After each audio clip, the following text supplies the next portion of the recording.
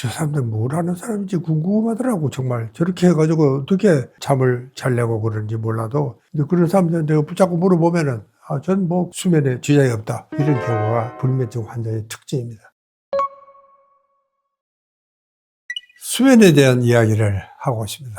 지난 2시간은 수면이 부족한 경우, 이번에는 불면증 이야기입니다. 제가 이야기했죠. 수면 부족증과 불면증은 다르다. 이 불면증이라는 것은 상당히 주관적입니다.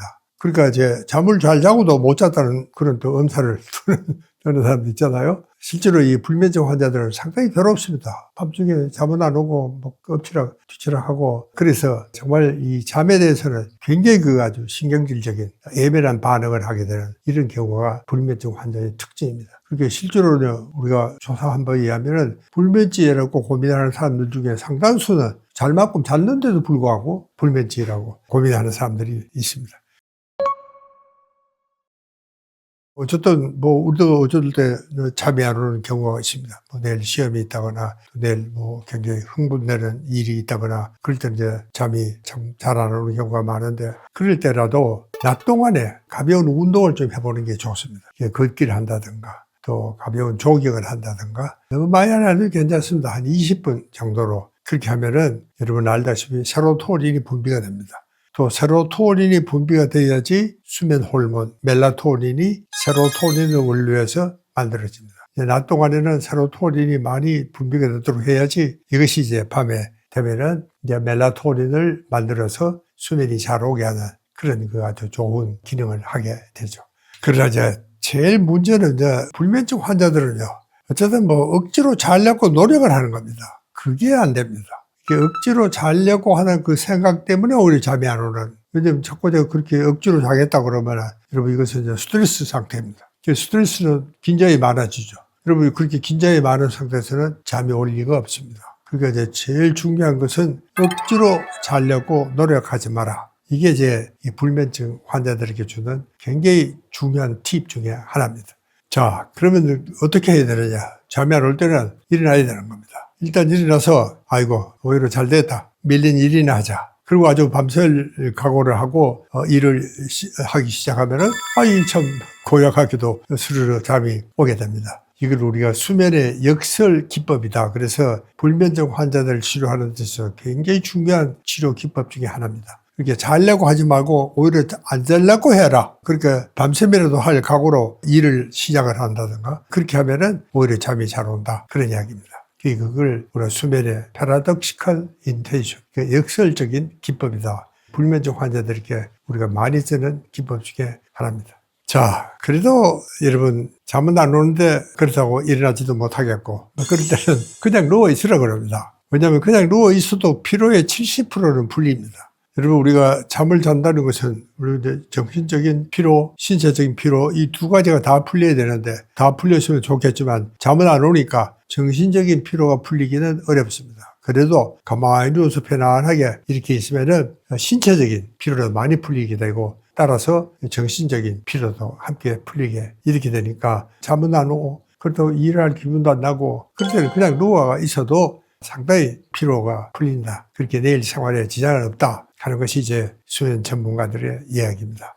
자, 그런데 이제 이 잠이 좀 까다로운 사람이 있더라고요. 인면 시간이 상당히 길어지는 이런 경우가 있는데, 그런 사람들은 잠자기 2시간 전에 한 중온타입니다. 우리가 40도 아래로는 우리가 저온타이라 그러고 40도 위 41도 2도까지를 우리가 고온타이라 그러는데, 중온타입니다. 그냥 약간 미지근한 물, 뜨뜻한 물에다가 한 20분간 이렇게 계시면 체온이 올라갑니다.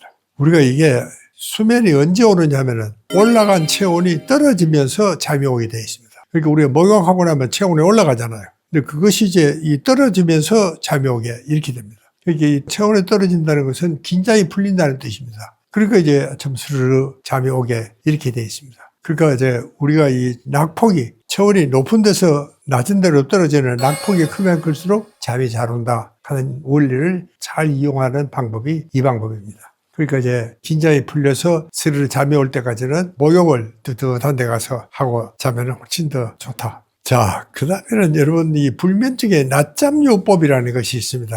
내가 이 환자들한테 이 이야기를 설명하기가 굉장히 힘듭니다. 아이고, 선생님, 그동안에 잠이 안 오는데, 그거다가 불면증에다가 낮잠을 자면 더 안 오잖아요. 물론 그렇습니다. 여러분, 낮잠을 자되 15분, 한 20분이 고작입니다. 정식으로 낮에 낮잠을 자라 그런다고 아주 이불을 펴고 자는 건 아닙니다. 보통 우리가 낮잠 그러면 캣냅, 고양이 잠이라 그러잖아요. 이 책상에 엎드려가지고 잠시 자는 거. 이제 이 정도의 낮잠이라야지 정식으로 이불을 펴고 그렇게 자는 낮잠 이야기는 아닙니다. 왜냐하면은 불면증 환자들 중에서는 내가 아니래도 습관적으로 낮잠을 자는 사람이 있습니다. 또 그런 저 더운 나라에 가면 낮잠을 다 자는 그런 나라들이 많습니다.